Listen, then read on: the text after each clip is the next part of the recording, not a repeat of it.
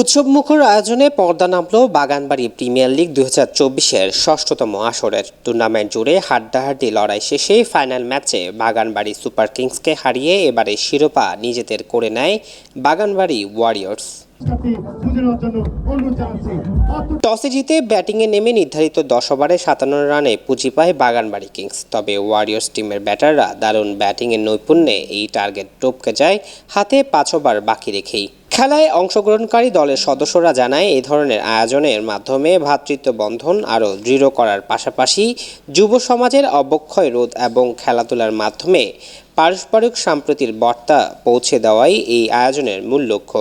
আমাদের এই খেলাধুলাটা প্রায় 6 বছর পর আবার আয়োজিত হয়েছে। তো সেটার জন্য বাগানবাড়ী পরিবারকে আমরা ধন্যবাদ জানাই। বাগানবাড়ী পরিবারের জন্য এত সুন্দর একটা আয়োজন সফলভাবে আমার থেকে অনেক ভালো লাগতেছে, কারণ করোনার কারণে অনেক বিশাল একটা গ্যাপ হওয়ার কারণে আমরা খেলা থেকে দূরে ছিলাম। দীর্ঘ 6 বছর পর এখানে টুর্নামেন্টের আয়োজন করা হয়েছে।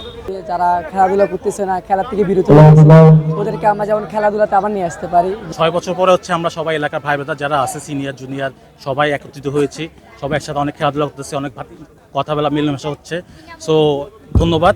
ফাইনাল ম্যাচ শেষে চ্যাম্পিয়ন ও রানার্স আপ দলের মাঝে পুরস্কার বিতরণ করেন আমন্ত্রিত অতিথিরা। এ সময় তারা বলেন, সামাজিক সৌহার্দ্যের বৃদ্ধিতে এ ধরনের আয়োজন অনেক ভূমিকা রাখবে।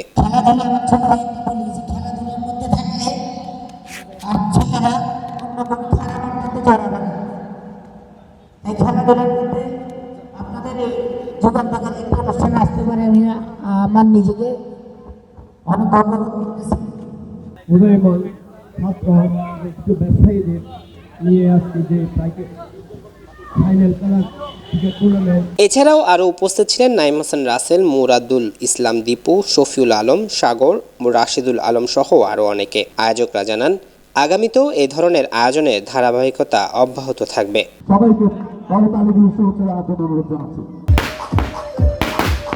জুলকার নাইন, দৈনিক আজাদী।